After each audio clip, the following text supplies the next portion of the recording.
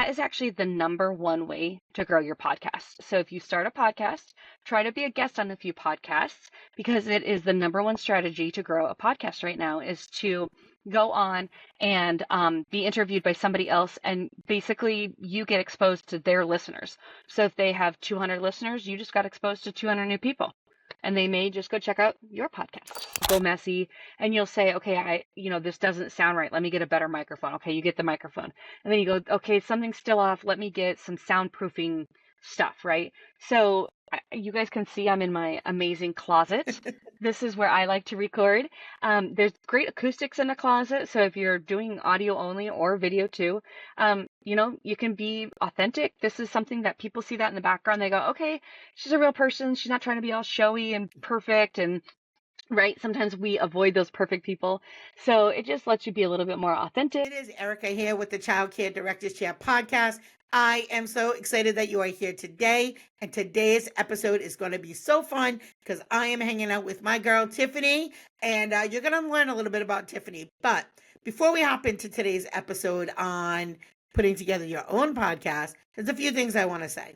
First of all, I just came back from the Flacy conference. It was amazing. I met so many wonderful people there. If you're one of those folks that I met with, please stay connected with me. My phone number is 401-996-6447. You can call me anytime. Also, you can email me. All my emails, all the things are in the links below.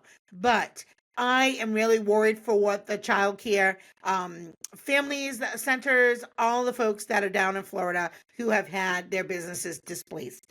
So this week, I'm going to reach out to folks in Florida and get them on the show. And Tiffany also happens to be from Florida. Coincidence? I don't know. But I want to help as many people as I can recover from the storm, whether it's through support, whether it's we can all help and donate. I know Flacy was doing a fundraiser, and they were going to match up to $5,000 of the funds. So please go to their website and see how you can help. It's so important. We're a community. We have to help each other and support each other. Now, that brings me to today's episode.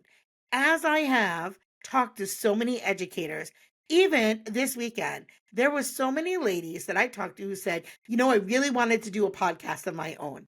And I said, well, what's stopping you? I'm not sure how to do it. I'm like, listen, I didn't know how to do it either. And some days I think I still don't know how to do it, but that's okay. And I just think that having a mic is such a great way to spread the message. So of course you always know you're able to use my mic. My mic is your mic. But if you want your own mic, I think you should give it a shot.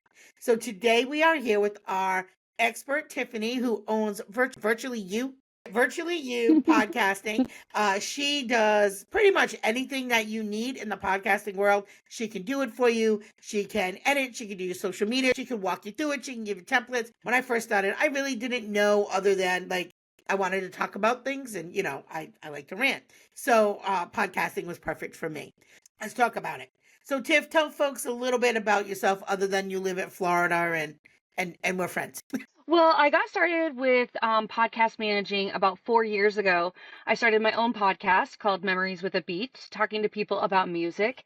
And I just found in the editing process, I really loved it. I put my headphones on and I loved zapping words and putting it back together, and it sounded flawless. And that was just really fun for me. So then I thought, well, I would maybe like to offer this for other people. So over the last 4 years, I have taken care of, I don't even know, maybe 30 or 40 podcasters, and just help their business. Usually people are using a podcast as a lead magnet or traffic to their business.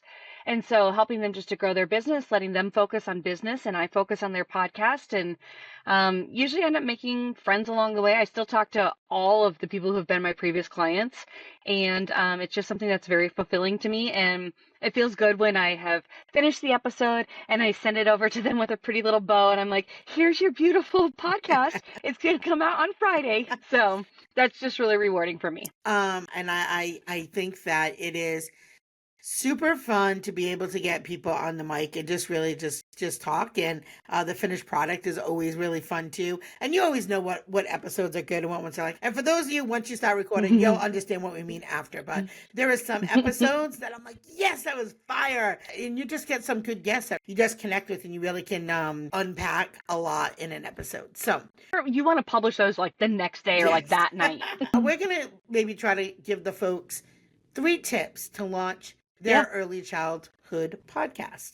So one of the Yep. things I want to say that you had said, a lead magnet.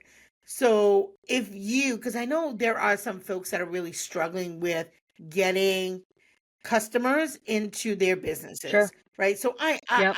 I use my platform for advocacy and some other things. But if you're a family child care center or a center or Head Start, whatever, and you're looking for families, this might be a great way. And maybe your podcast is about how to pick a good center, what types of things that families should look for as they're looking for a center, or just talk about the incredible programming that you have and why do you do it, right? But that's a really Yeah. great way too. And I can't even tell you how many moms listen to podcasts, especially when they're working out in the morning, right? So it's just, Right. again, like you said, a great lead magnet. So let's talk about what you think the 3 top tips could be for launching an early childhood podcast. Well, when you're thinking about what you want the podcast to be about, I would say first and foremost, know who your avatar is or your ideal listener and your motivation behind the show. So consider when you're creating the outro and intro for your show, what do those people want to hear? So maybe you say you're marketing to families and you're trying to get more families in the door and you're going to be talking about your center. Maybe you name them the Smiths, right? And you think about the Smiths. They've got 2.5 kids and they're trying to make ends meet with trying to find a center and trying to pay for it and the stress that maybe they're going through. And you consider all these things about that family. What do they value and what are they looking for in their daycare centers? Then the content that you start to create, is this something that the Smiths will care about, right? We need to be putting content out that our ideal listeners actually care about and they want to come back to hear more about, right? You're always giving amazing tips, 5 ways to do this, 10 ways to do that, checklists or, things to think about with your staff. That's what they want. They want something that they can sink their teeth into and then apply to their centers. What do the Smiths want to hear? Do the Smiths want to hear maybe tips about bringing up children, tips about temper tantrums, and then also how that relates to your center and in the classrooms? So think about your motivation and your avatar, and then also included in that the lead magnet. So it's just kind of for fun. But I'm guessing if it's for your childcare center, then it's a lead magnet. You're trying to grow, know, like, and trust. And it's like by the time they come to you, they're qualified. They already know they want their children in your daycare center. They're just trying to find the address. Yeah. Hopefully. Yeah. And parenting Yeah. tips, I mean, I think what better way to connect with, like, especially infants, right? You have a family Hmm. that just had a baby and they're not sure on, am I going to do breastfeeding? Am I going to do formula? What do I do if I'm breastfeeding and now my kid's going off to childcare? Like, there are so Yes. many things that you can really talk about that shows you as an expert. Beyond that, you're focused on your own center, your own, like, building a business, but just those parenting strategies and tips. I think a podcast is a great way to really show you as an expert. And then there's the show notes that can be turned into blogs, right? So people can be Yeah. reading that and you use it, share it on socials. So the content just makes itself sometimes, right? It does, right? You make one little thing and then next thing you know, you're like, I can put this in my newsletter. I can put this in a blog on my website. It's a great way to really have people understand about you and the things you care about before they even pick up the phone. So, And the great. beautiful part is that Instagram, you post something, and 24 hours later, really probably 3 hours later, it's It's buried. gone. Whereas a podcast, they come on and they maybe come and listen for one episode, and then they go, actually, I really like what this daycare center is doing. Let me learn more about them. Or is there something that they're talking about that I could implement in my center or in my home? And so that content lives forever. It's always there, and it's a lot more easily accessible than, I don't know, she posted something 5 days ago, and I remember it was in her stories, and like it's gone. It's gone. It's buried by all the other Yeah. things. Whereas, that content, our podcast episodes, those are evergreen and they're always around. I find too, like, so ironically, I started my YouTube channel really for my staff. I just one video, I just started like, you know Mm. what? I didn't want to keep saying the same thing over and over. I was getting ready for a Bright Mhm. Stars visit and I was like, let me put together my classroom and we started breaking Mhm. down what happens in Circle and what happens in our library area. That video has like I don't even know at this point 12,000, 13,000 views that I just made for my staff. So you could even do the same on your podcast. You can make podcasts that are separate. You can have some that are specifically for your staff. So you have to keep repeating yourself, folks, or Yeah. for parents, right? So there's so many ways that you can really use this mic to get your message out.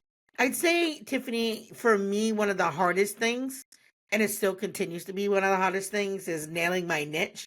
Niche it down. And that was really hard for me because I've been in the field so long and I knew so much about all of it, the nuts and bolts and all the things, how to open a center, how to close a center, how to get a loan. I knew so much, but then, I really had to keep just fine tuning it and be like, Erica, but what's the thing? Because I'm not passionate about budgets. I mean, I'm just not. But, but the people part was the part that just ignites me. I get so excited. But yeah, that was hard, like really niching down because you want to talk about all the things in this field. We are so accustomed to truly wearing all the hats. So it's Mhm. really hard when you go, well, what am I really good at? Because most childcare owners are really good at a lot of things, kind of by necessity. Yeah. Sometimes it's a lonely. What do you think would be the next thing that we should talk about? Well, it's so interesting what you said, Erica, because the next thing on there is niche. So think about, what are you an expert on? So Erica knew that she was an expert about daycare centers. And then the next note I have here is, a confused mind doesn't buy. So if you come on and now, Erica, you're always talking about a daycare center and running it. So that is niche down, but I like that you took it one step further and you're really starting to focus in on the people and making those connections and relationships.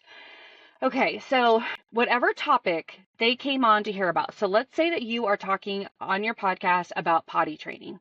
Okay, and then the next time they come on, you're talking about the relationship between the mom and the dad. And then the next time they come on, you're talking about how to say goodbye to your child at the daycare center, right? It's not what they're expecting. So they come to the podcast, they're expecting advice about, raising a child because the first one they heard was potty training and they're hoping for more parenting tips. Hmm. Instead, they're getting all this other advice. So it is really important to niche down and know really what you want to be talking about. And people get nervous and they say, but then, I could talk about all these things and then I would address all these people. And it's true, but when you market to everybody, you market to nobody. So you really need to know who you're talking to. And what will end up happening is you'll say, thank you for coming to this podcast where we talk about the impact of the child care center on your actual child. And then they go, oh, that's me. That's what I'm interested in. Whereas if you just say, oh, it's a podcast about daycares, you don't know if it applies to you or not. You listen to 2 episodes and you go, okay, yep, I like this podcast. Or, oh, nope, this doesn't apply to me. So when you talk to a specific person, like the Smiths, like we talked about with the Avatar, we know that the Smiths really value this advice on bringing up their children. So we're going to keep providing that information. That's great tips. When we all start, I would say that's probably the hardest thing because you really are like, there's just Yeah. so many things to talk about. That could probably be for any industry, anything, even with the parenting hacks, right? Or parenting tips, Hmm. right? You could probably do a whole show on toilet training, biting, Yeah. climbing the walls, how to keep your sanity, right? You really could just do a whole show on that. So our advice is pick your niche as best as you can. You're not going to have it all figured out on episode one. My episode one was Yeah. horrific. You just keep working. Maybe it wasn't horrific, but Well, I'd love to share a specific example, yes. that there's a podcast that I listen to. I always say action brings Cool. clarity. And it's like the more you just keep putting the next foot in front of the other foot, you start to go, oh, wait, I do want to go towards that left path. Okay, so there's a podcast that I absolutely love. And it was a host and a co host, and they would talk about these detective stories. And then what ended up happening is their listeners started writing in with all their stories. Now the podcast has kind of evolved where they interview somebody about their experiences in the dating field. And they're getting, more listens, more downloads by doing that because that's what people want to hear. So you may find that when you do your podcast, you do 12 episodes and you go, man, the ones that I'm doing about toddler life are really getting a lot of listens. That's what's resonating with people. I'm going to switch and I'm going to go more focused towards that. So I would say get your niche as best you can. And then, if you need to pivot and get even more narrow, there's nothing wrong with that. Okay. What about gearing up for greatness? So what about, let's talk about sound quality and stuff like that, because Erica, this is so crazy to me. why? Okay, you guys, she does not know what I wrote. Okay, for my 3 points. I made up the little bulletin for myself before we even start talking. My third one is editing and recording. So let's talk about it. That's exactly where you were going with Yeah. sound quality. Yes, yeah. That is absolutely crazy to me. That goes to show how simpatico we are. Anyhow, so I would say consider your recording platform. I would say StreamYard or Riverside. We are on Riverside right now. Riverside seems to offer more post-production shortcuts for people, if you will. So they both work perfectly fine. They both give separate tracks for people, separate audio tracks per participant if you're going in and editing that specifically. But the one that Riverside does is it will give you like video clips, it'll give you sound clips. It really helps the indie podcaster, which would be you guys at this point, to be successful, to get some content that they can repurpose and put on social media, put in their newsletters, that kind of thing. So I would lean more towards Riverside, quite honestly, but they're both fine. If you already have StreamYard, go with that and, make your podcast. I would say just go messy and you'll say, okay, this doesn't sound right. Let me get a better microphone. Okay, you get the microphone. And then you go, okay, something's still off. Let me get some soundproofing stuff, right? So you guys can see I'm in my amazing closet. This is where I like to record. There's great acoustics in the closet. So if you're doing audio only or video too, you can be authentic. This is something that people see that in the background. They go, okay, she's a real person. She's not trying to be all showy and perfect. And right, sometimes we avoid those perfect people. So it just lets you be a little bit more authentic. And then as far as post-production, Audacity and GarageBand are two free platforms. Audacity is on a Microsoft computer, and GarageBand is going to be on a Mac. And there's tons of YouTube videos that can walk you through the editing process, or you can hire somebody like me that will help you with that too, just to remove, background noise or any misspeaks, imperfections too. It just depends on how cleaned up you want it to be. And some people don't mind, and some people, want to clean it up a little bit more. It's really your preference, what you think people will resonate with. But sound quality it's pretty important. I mean, you do want to sound good. There's something called a barrier to listen. And so if you have a clicking sound in the background or your dog's constantly adjusting their collar because they're shaking a little bit, what ends up happening is our brains want things to be easy, right? And so when you're constantly trying to filter out this additional sound, your brain gets tired and it goes, you know what, let me find something else to listen to. So that is a lot of times why people are editing and taking out background noises, just because they want it to be a more pleasurable listening experience. So I would say sound is king is what we've always said in the podcasting industry. And one way to grab that is through a microphone, which if you guys go on my website, which is virtuallyuva.com, I have a whole bunch of free resources for equipment, and it goes good, better, best. So when you're just starting out, start out small, make sure you like podcasting. And if you really like it and you think, yep, this is something I really want to stick with, then, take the opportunity to upgrade equipment and improve your sound if you want. So, and when you had said, the barrier to listen, is that why so many podcasts will put music in the background, just really low behind the, what is The that music in the for? background really builds like intensity. So Okay. I know Wondery does it on a lot of theirs, and it's more suspenseful Okay. podcasts.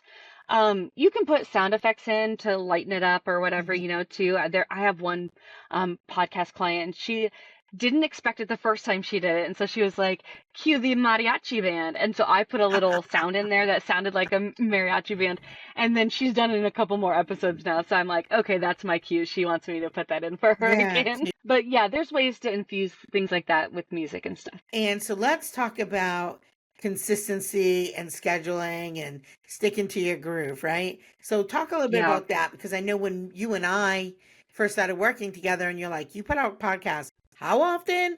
Are you gonna burn Mhm. out? You sure you can, keep up that level? It was my first year. Yeah. And Yeah. in October, like, we were really ramping up and we were getting lots and lots of downloads. And then near the holidays it slowed down. But then I was like, well, I also hadn't released any new episodes. But I can tell you, January was popping.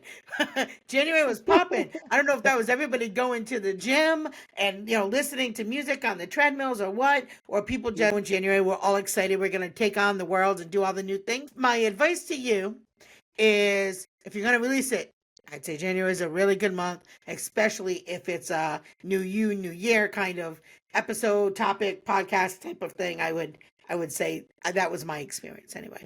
So we buy from people that we know, like, and trust, right? We want to partner with them. We want to collaborate with them. And so when people can trust you, when they say, okay, every Monday, without doubt, without fail, every Monday a podcast episode comes Mhm. out, you're growing the trust factor, right? You're growing the dependability factor. So you're letting them know who you are as a person of integrity and consistency. So that's great. Then the other thing is that I always tell people, everybody asks, I mean, it's probably one of the number one asked questions: how frequent should I release a podcast? And the reality is, it's whatever you have bandwidth for. So if you can do it twice a month, do it twice a month. If you end up loving it and you're getting a ton of downloads and you're like, wait a minute, this is really going somewhere, you can bump up. But what we don't like to see, podcast managers never recommend doing like 4 episodes and then bumping down to 2. So if you're on the fence, start with 2, Mhm. get a groove. Okay, now I think I can take on more. Nobody's getting mad that you're giving more content, but people may be disappointed when Yeah. you give less content. And as far as taking a season break, you can do 2 different things. So you can let your audience know, hey, you guys, just to let you know, we're nearing the end of season 5, so we're going to take a break for the month of November. I know you're seeing family and you may not have time to consume new episodes. We will be releasing some fan favorites from the past, but we're going to take a break from new content and we're going to enjoy our family, and we're going to see you back in January for brand new content. So as long as you just let your listeners know what your plan is, when they can expect to get new content from you again, that's not a bad idea. It's a very common strategy, just to let your audience know what you're going to do. And when you're going to come back and listen to another podcast, it's by a very famous person, and I love her content. And that's what she does. She actually ended up getting breast cancer. And so she just let everybody know, I'm going through a hard time. I'm not done. I'll be back in 2 months. I'm going to take care of my treatment. I'm going to take care of Mhm. myself, and I'm coming back. So there's nothing wrong with taking a break. There are times that our life just kind of demands that. And I know that you had done a couple of revisited episodes, and I can't remember what you called them, if it was fan favorites or something to Yeah, that I think I might effect. have just called re-releases or something, but yeah. And I have a lady who, on Wednesdays, she interviews people. She ran out of interviews and she just called it Rewind Wednesday. Mm. And she re-aired a couple of those episodes so that she could stay consistent. Mhm. Her people still knew she was there. And maybe it was something that they didn't hear before. So there's nothing wrong with doing that. Yeah. The other thing that I did on those days I needed a little bit of a buffer was you Hmm. could do a pod swap. So you could be on other Yeah. people's podcasts and you can bank those. And so if you need a day, you can say, hey, I was on the XYZ podcast. I think you would love it. Here's the episode. I want to share it with you. So I found that that was great. And speaking of that, the community of women podcasters in ECE is incredible. So there are so many, and I'm probably going to forget some, but like there's Noelle from the Directors Club, who literally I met at a conference, is a sweetheart, and we are doing some big things together. I can't remember the name, but the women in ECE podcasting are rock stars. And so not only having your ECE community to support you and be there, but like there's just this like woman sisterhood. And if there's a guy podcast out there we haven't met yet, don't worry, I'm going to find you. And so you have another layer of support and camaraderie. It's been really fantastic, to be quite honest. So, Erica, I want to caution one thing. So what you're doing right now is correct. When you're on another podcast, same genre, totally great to throw those episodes in. Hmm. Now, let's say on an off chance you came on my podcast and you talked about music. Hmm. I would not Yeah. do that one as a pod swap. because your listeners are interested in finding out things Mm-hmm. about daycare centers. Mm-hmm. And now all of a sudden you're throwing this podcast at them about music, but it's just not what they were expecting. It's kind of like when I was talking about niching down. Yeah. What you have done so far is perfect. But just caution to everybody else if you go on and it's about a different Yeah. topic. And then the other thing that we've been working on is a playlist on Spotify Mm-hmm. for Erica. So you guys can hear all of those episodes that she has been on, and you can hear, the questions that they asked and the advice. And that is actually the number one way to grow your podcast. So if you start a podcast, try to be a guest on a few podcasts, because it is the number one strategy to grow a podcast right now is to go on and be interviewed by somebody else, and basically you get exposed to their listeners. So if they have 200 listeners, you just got exposed to 200 new people, and they may just go check out your podcast. So I just want to make sure that golden nugget does not get missed on you. 100 out of 100%, they're listening to a podcast, guys. But 100 out of 100 people listening to a podcast, listen to podcasts.